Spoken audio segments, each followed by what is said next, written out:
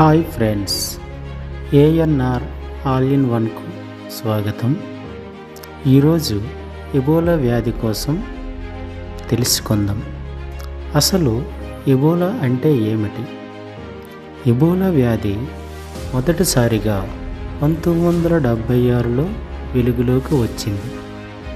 ఒకే సమయంలో సూడాన్ మరియు democratic republic of కాంగోలోని యాంబూకు అనే గ్రామంలో ఈ వ్యాధి ప్రబలింది.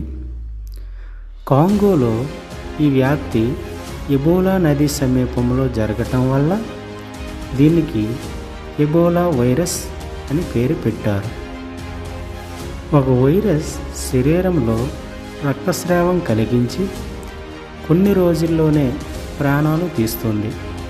అదే ఎబోలా వైరస్. అసలు ఎలా ఈ వ్యాధి వ్యాపిస్తుంది అంటే infected blood, body fluids, contaminated వస్తువులు, చనిపోయిన వ్యక్తుల శరీరాల ద్వారా కూడా ఈ వ్యాధి వ్యాపిస్తుంది.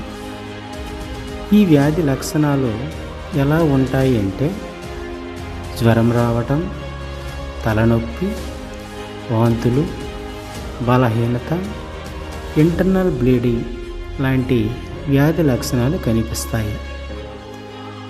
ఈ వ్యాధి ఎంత ప్రమాదకరం అంటే దీని మరణాల రేటు దాదాపు 50% నుంచి 90% వరకు ఉంటుంది.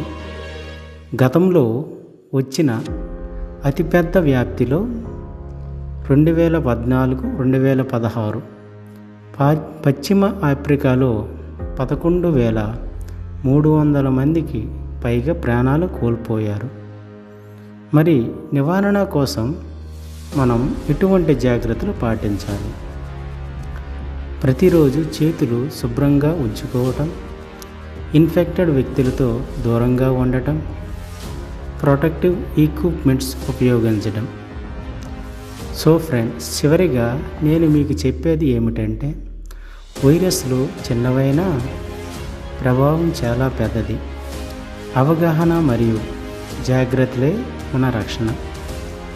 ఈ వీడియో మీకు నచ్చినట్లయితే లైక్ చేయండి, షేర్ చేయండి, సబ్స్క్రైబ్ చేసుకోండి.